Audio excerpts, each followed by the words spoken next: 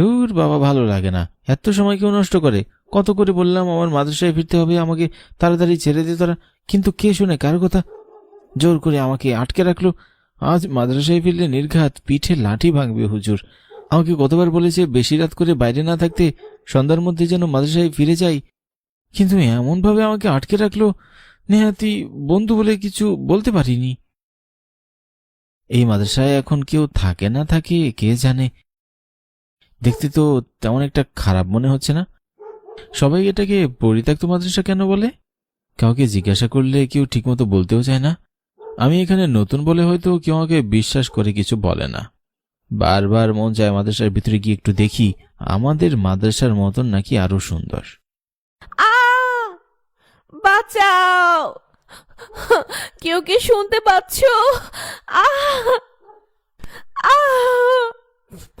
বাঁচাও, বাঁচাও। কি কে চিৎকার করছে এভাবে? ঠিক শুনলাম তো? না না, ভুল হতেই পারে না, একদম স্পষ্ট শুনলাম। কার বিপদ হলো কে জানে। এবার কি হবে যদি কেউ বিপদে পড়ে থাকে? কে আছো? আমাকে বাঁচাও, দয়া করে বাঁচাও। আরে, মনে তো হচ্ছে পরিত্যক্ত মাদ্রাসার কাছ থেকে এই আওয়াজ আসছে, কিন্তু এত রাতে ওখানে কোনো মানুষ থাকবে কি করে? না না, আর বেশি দেরি করা যাবে না, এক্ষুনি ওখানে কারো বিপদ হলে। কিন্তু এত রাতে একা একা মাদ্রাসার ভিতরে যাব কি করে? না, এত ভেবে কাজ নেই। একটা মেয়ে চিৎকার করছে, মনে হচ্ছে কোনো বিপদেই পড়েছে। আমার এক্ষুনি যাওয়া উচিত।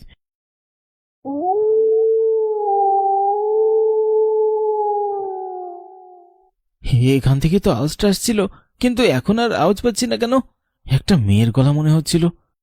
ঠিক শুনলাম তো এখান থেকে? বাঁচাও, কে আছো? আমাকে বাঁচাও, দয়া করে বাঁচাও। ওই তো আওয়াজটা আসছে, মনে হচ্ছে মাদ্রাসার ছাদ থেকে আসছে। তার মানে মেয়েটা নিশ্চয়ই মাদ্রাসার ছাদেই আছে। আমি বরং ধীরে ধীরে মাদ্রাসার ছাদে গিয়ে উঠি।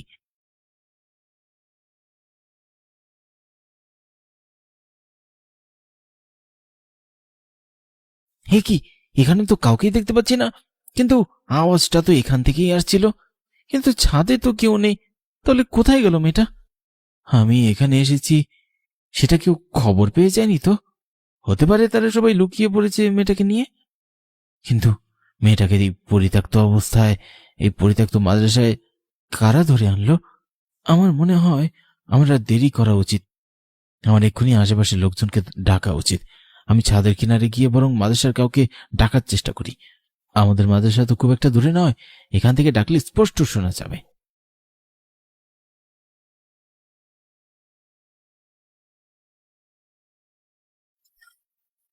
কি, এটা কার হাত? আমি কি দেখছি? হায় খোদা, এখন আমি কি করবো? এবারে মতো বাঁচিয়ে দাও, কে আছো? বাঁচাও, কার পাল্লে পড়লাম? এতদিন পর আমার পাতা ফাঁদে একটা মানুষ পড়েছে। কে আছো? বাঁচাও আমাকে।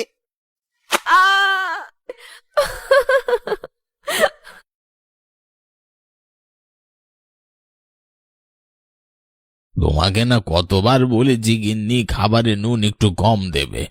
বলি, তোমাদের কাছে কি খাবারের স্বাদ বেশি নুন দিয়ে হয় নাকি? নুন তো কমই দিলাম, কিন্তু বেশি কি করে হয়ে গেল কে জানে। বলি, তুমি কি মুখে স্বাদ পাচ্ছ না নাকি আজকাল? সব খাবারে নুন এত বেশি দাও। আমার খাবার তোমার মুখে রুচবে কেন? তোমার মুখে তো শুধু ছেলের বউয়ের খাবার রুচতো, কি প্রশংসাই না করতে। তুমি কিসের সাথে কিসের তুলনা করছো? বলি, তোমার কি মুখে কোনো কথাই আটকায় না নাকি? একটা মৃত মানুষকে নিয়ে এভাবে কটূক্তি করতে তোমার রুচিতে বাধে না? না, বাধে না হলো? ওই মেয়ে মানুষ আমার কোনো কালে পছন্দের ছিল না, সব সময় অতিরিক্ত বুঝতো। বলি, শাশুড়িকে ডেঙিয়ে কোনো বৌমা উপরে উঠতে পেরেছে জীবনে?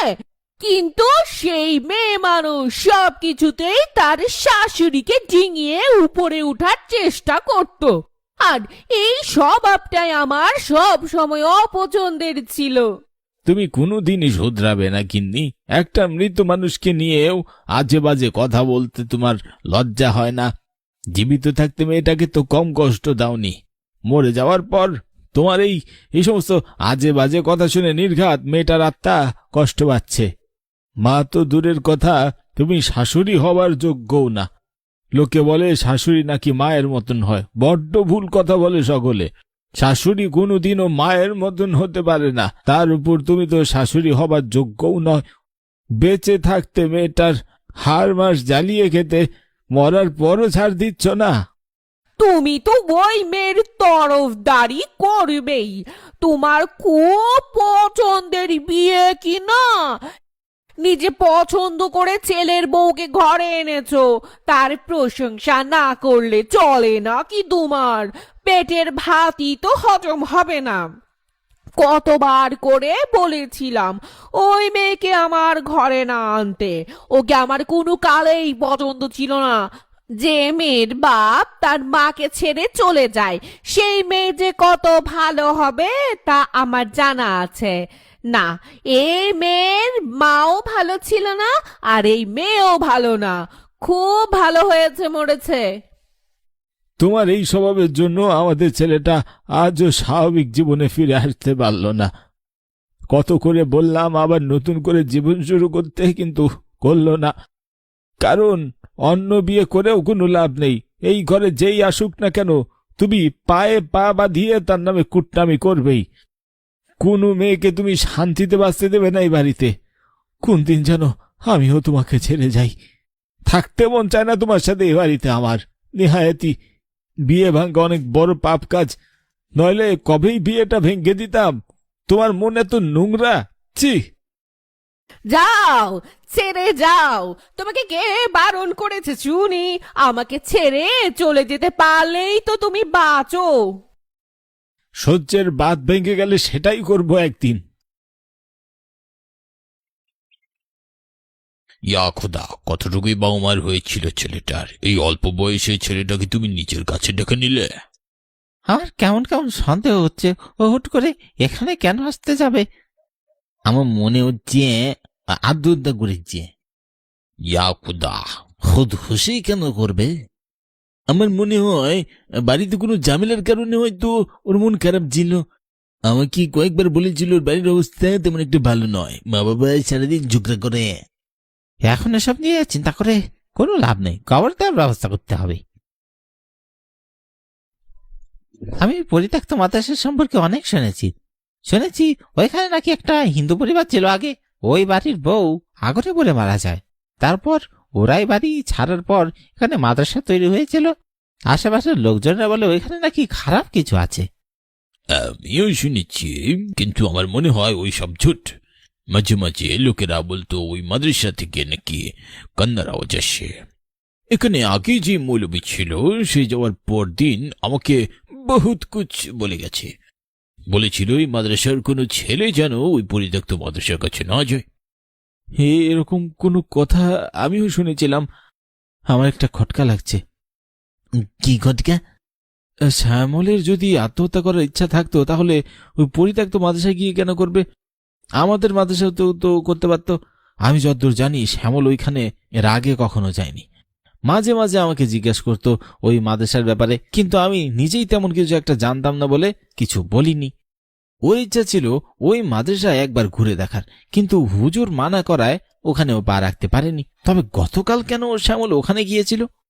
আমার মনে হয় আমাদের একবার ওই মাদ্রাসার ভিতরে গিয়ে দেখা উচিত। হতে পারে আমরা ওখানে গেলে কোনো কিছু জানতে পারবো।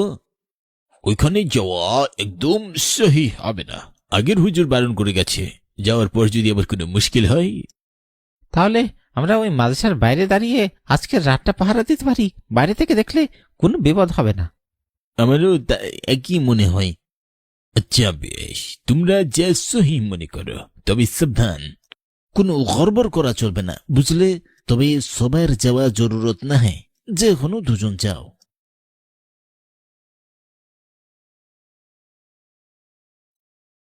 হ্যাঁ, তোর কি সত্যি মনে হয় সত্যি এখানে কিছু আছে? হ্যাঁ, আমি যদিও এসব বিশ্বাস করি না, তবু আমার কেন যেন মনে হচ্ছে এখানে কোনো সমস্যা তো আছেই। আমি এর আগেও শুনেছি জানিস, এই মাদ্রাসা থেকে কেমন একটা আওয়াজ আসতো, তবে আমি কখনো বার্তা দিইনি। যখন এই পথ দিয়ে রাতের বেলায় যাতায়াত করতাম তখনই শুনতাম, তবে খুব আস্তে আস্তে আওয়াজ হতো, তাই বলে খেয়ালও করিনি। তুইও সেই আওয়াজ শুনতি? আমিও মাঝে মাঝে রাতের বেলায় পথ দিয়ে যাওয়ার সময় আওয়াজ শুনতাম। আমার বিশ্বাস এখান থেকে কোনো একটা কিছু হয়েছে। কোনো সমস্যা হলে আমরা দোয়া কালাম তো জানি, মনে হয় না আমাদের কোনো বিপদ হবে। বাঁচাও, কেউ আমাকে বাঁচাও। হে কি, এটা কি রকম আওয়াজ? সত্যি রে, এরকম ভাবে কে চিৎকার করছে? আওয়াজ শুনে তো মনে হচ্ছে কেউ বিপদে পড়ে ডাকাডাকি করছে, কিন্তু এখানে কে বিপদে পড়বে? আমার মনে হচ্ছে কোনো মেয়ে ভিতরে বিপদে পড়েছে। আমি শুনেছি এরকম খালি জায়গায় কিছু শয়তান লোক মেয়েদের ধরে নিয়ে যায়। তাহলে তো আমাদের এক্ষুনি ভিতরে গিয়ে মেয়েটাকে বাঁচানো উচিত। হ্যাঁ, সত্যি ভিতরে যাবি? চল। হ্যাঁ, অবশ্যই যেতে হবে। আমাদের চোখের সামনে কোনো মেয়ে যদি কোনো ক্ষতি হয় তাহলে কোনোদিনও নিজেকে ক্ষমা করতে পারবো না। শিগগিরই চল, ভিতরে গিয়ে মেয়েটাকে বাঁচাই। যত দেরি করবো তত ক্ষতি হবে। ঠিক বলেছিস, পরে যদি শুনি কারো ক্ষতি হয়ে গেছে নিজেদেরকে ক্ষমা করতে পারবো না। শিগগিরই চল, খোদার নাম নিয়ে এগিয়ে যাই।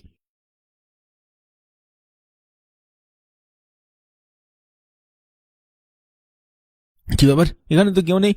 হ্যাঁ, আওয়াজটা কোত্থেকে আসছিল? আমি তো কিছুই দেখতে পাচ্ছি না। আমি তো কিছু দেখতে পাচ্ছি না। বাপরে, ব্যাপার কি বলতো? মেয়েটার গলার আওয়াজ আসছিল তো এখান থেকে। বাঁচাও আমাকে, পড়ে গেলাম। কে আছো? বাঁচাও। ওই যে শুনতে পাচ্ছিস? আওয়াজটা আবারও আসছে। আওয়াজটা শুনে তো মনে হচ্ছে ওপারে ছাদ থেকে আওয়াজ আসছে। তার মানে কি মেয়েটাকে ছাদে নিয়ে গেছে? শুনে তো মনে হলো আগুনে পোড়ানোর কথা বলছে। সর্বনাশ, মেয়েটাকে কি আগুনে পুড়িয়ে মারছে? আমারও তো সেটাই মনে হচ্ছে। শিগগিরই চল, যে করে হোক মেয়েটাকে বাঁচাতে হবে।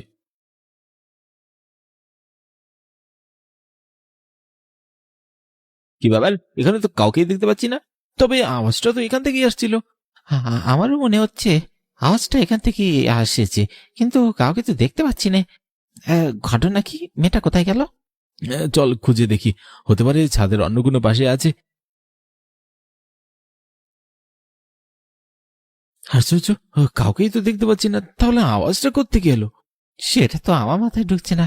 আমরা এক কাজ করি, চল আমরা গিয়ে মাদ্রাসার লোকজনকে ডেকে আনি। সবাই মিলে খুঁজলে কিছু না কিছু পেয়ে যাব। তোমরা কি আমার ডাকে এসেছো? ওরে বাবারে, এটা আমি কি দেখছি? কে তুমি? কে তুমি? তোমরা আমার এখানে এসেছো আর জানো না আমি কে? আমি গঙ্গা। এসে যখন পড়েছো তখন আমার হাতে তোমাদের মরতেই হবে। ছাড়ো, ছেড়ে দাও আমার বন্ধুকে, ছেড়ে দাও বলছি। কি চাও তুমি আমাদের কাছে? আমাদের মেরে কি লাভ হবে তোমার? এটা কি করলে তুমি? আমার বন্ধুকে মেরে ফেললে। বেশ করেছি, মেরেছি। এবার আমি তোকেও মারবো। আমার খুনিকে আমার সামনে এনে দে, না দিলে আমি সবাইকে মেরে ফেলবো। এখন তোর পালা। তুমি আমার ধরার আগে আমি এখান থেকে দৌড়ে পালিয়ে যাব। আমি এটি কি করলাম? তোমাদের এখানে থাকার অনুমতি দেওয়া আমার ভুল হয়ে গেছে। হাম সমঝা নেহি, এখানে যে কোনো সাধারণ মানুষ এসে জিন্দা আর ফিরে পারতে পারে না, সেটা আমার আগেই বোঝা উচিত ছিল। প্রাথমিক সাবল, আর এখন পলাশ চলে গেল। আমি পলাশকে বাঁচাতে পারলাম না হুজুর। আমাকে আপনি ক্ষমা করে দিন। আমার মনে হয় আমাদের এর একটা প্রতিকার করা দরকার। আজ আমাদের মাদ্রাসা দুজন গেছে, কাল হয়তো অন্য কেউ মারা যাবে। আমাদের জানতেই হবে এখানকার সমস্যাটা কি। আমি আজই একটা হুজুরকে ভেজে আনবো, সেই একমাত্র এই সমস্যার সমাধান করতে পারবে। ও বলেছিল ওর খুনিকে বের করে আনতে, কিন্তু ওর খুন কে করবে? কে খুন করেছে সেটা আমি জানি না বাবা, তবে এতটুকু জানি মেয়েটাকে অনেক কষ্টে মারা হয়েছে। আমি যখন এখানে নতুন নতুন এসেছি, যতদূর জানি বউটা বাড়ি থেকে তেমন একটা বের হতো না। তবে সবসময় শাশুড়ি তাকে কথায় কথায় কষ্ট দিত, মাঝে মাঝে খেতেও দিত না। একদিন জানতে পারি এই বাড়িতে আগুন লেগেছে। আগুনে পুড়ে সেই বউটা মারা গেছে। বউটার নাম ছিল গঙ্গা। গঙ্গা মারা যাওয়ার পর তার স্বামী নয়ন কেমন একটা পাগল হয়ে গিয়েছিল। এরপর তারা হুড়ো করে পরিবারটা অন্য কোথাও চলে যায়। আমার যতদূর মনে পড়ে ওরা পাশের গ্রামের বাজারের কাছে একটা বাড়িতে চলে যায়। এরপরে তাদের আর কোনো খোঁজ পাওয়া যায়নি। এরপর এখানে একটা মাদ্রাসা হয়, কিন্তু আমি যতদিন দেখেছি ওই মাদ্রাসায় রোজ একটা না একটা অঘটন ঘটতেই থাকতো। কিছুদিন পরপরই মাদ্রাসার ছাত্ররা এক এক করে মারা যেত। এরপর ওই মাদ্রাসা সবাই ছেড়ে চলে যায়। এরপর থেকেই তার নাম হয়ে যায় পরিত্যক্ত মাদ্রাসা। তবে আশেপাশের মানুষেরা বলে এখানে নাকি সেই মাদ্রাসায় রাতের বেলায় সে আগুনে পোড়া ওটার চিৎকার শোনা যায়। আমার মনে হয় সেই বউটার আত্মাটাই এখানে ঘুরে বেড়াচ্ছে। আমাদের সেই পরিবারকে খুঁজে বের করা উচিত, না হলে ওই সব চলতেই থাকবে।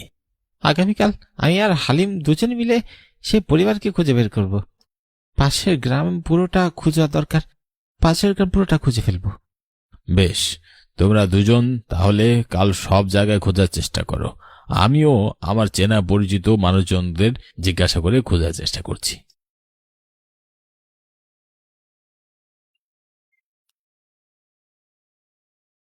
নারী, মনে হচ্ছে না পরিবারটাকে খুঁজে পাওয়া যাবে। এত তাড়াতাড়ি হাল ছেড়ে দেওয়া যাবে না। আমাদের যে করেই হোক পরিবারটাকে খুঁজে বের করতেই হবে। আমি ভাবছি বউটাকে এভাবে কে মারলো? এরকম একজন নিরীহ মানুষের শত্রু কে হতে পারে? আমার তো হুজুরের কাছ থেকে শুনেই শরীরটা কেমন কাঁটা দিয়ে উঠছে জানিস। এভাবে আগুনে পুড়িয়ে মেয়েটাকে মারা হয়েছিল। ছি ছি ছি। বাবারা, তোমরা যদি কিছু মনে না করে একটা প্রশ্ন করব। জি চাচা, করুন। তোমরা কারা কথা বলছো? আগুনে পুড়ে মারা গেছে কে? আরে চাচা, আর বলবেন না। পাশের গ্রামের মাদ্রাসায় একটা পরিবার থাকতো। এই পরিবারের একটা বউকে কেউ পুড়িয়ে মেরেছিল। এখন পর্যন্ত সে বউয়ের আত্মা ঘুরে বেড়াচ্ছে, যাকে পাচ্ছে তাকেই মারছে। আমাদের মাদ্রাসার দুজন ছাত্রকেও মেরে ফেলেছে। গঙ্গা? গঙ্গা এখনো সেখানেই আছে? কি বলছো কি তোমরা? আপনি চিনেন তাকে? সে আমার ছেলের বউ ছিল। আমরাই ওখানে থাকতাম। খোদার লাখ লাখ শুকরিয়া আছে আমরা আপনাদের খুঁজে পেয়েছি। আপনি একবার চলুন আমাদের সাথে। আমি যতদূর জানি রান্নাঘরে আগুন লাগার পর আমার বৌমার মৃত্যু হয়েছিল, কিন্তু এই সব যে খুন সেটা আমার মাথায় আসেনি। আমার বৌমাকে রান্নাঘরে আগুন লাগিয়ে কে মারবে? কোনোভাবেই কাজটা আপনার স্ত্রীর নয় তো? একটু ভেবে দেখুন।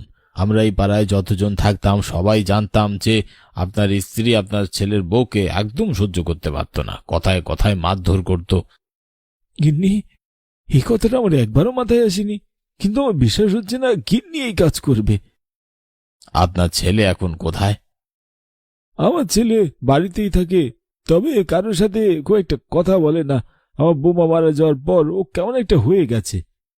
আপনি আজ রাতে আপনার ছেলে আর স্ত্রীকে নিয়ে মাদ্রাসার সামনে আসুন।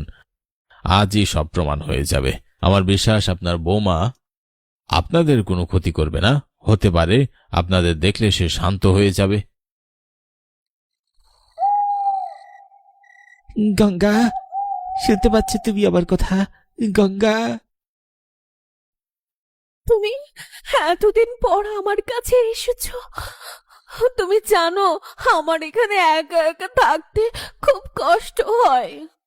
তোমার আত্মা এখনো মুক্তি পায়নি। যারা অপঘাতে মারা যায় তাদের আত্মা মুক্তি পায় না। যদি আমি আমার খুনের বদলা নিয়ে নিই তাহলে আমার আত্মা মুক্তি পেয়ে যাবে, না হলে আমি সবাইকে মেরে ফেলবো। আমি জানি কে তোমায় খুন করেছে। তুমি যদি চাও তাহলে তোমার খুনের বদলা আজকেই নিয়ে নিতে পারো।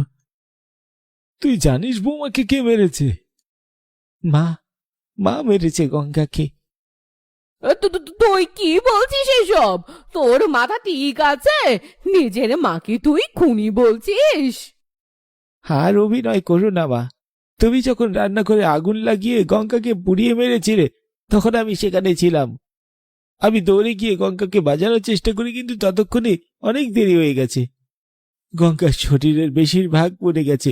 আমি সবাইকে বলে দেওয়ার চেষ্টা করেছিলাম যে তুমি এই কাজ করেছো, কিন্তু তখনও গঙ্গার শরীরে কিছুটা প্রাণ ছিল। গঙ্গা আমার কানের কাছে মুখ নিয়ে ধীরে ধীরে বলেছিল যে আমি তোমাকে সবার সামনে না ভাসিয়ে দেই যেন। এটাই নাকি মৃত্যুর আগে ওর শেষ ইচ্ছে ছিল। তাই এতদিন ধরে নিজের মা যে একজন খুনি এটা জেনেও আমি কিছু করতে পারিনি।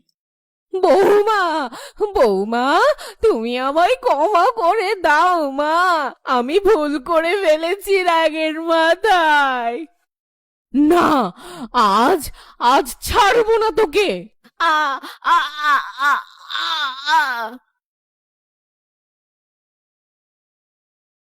আজ এত বছর পর এই পরিত্যক্ত মাদ্রাসা মুক্তি পেল।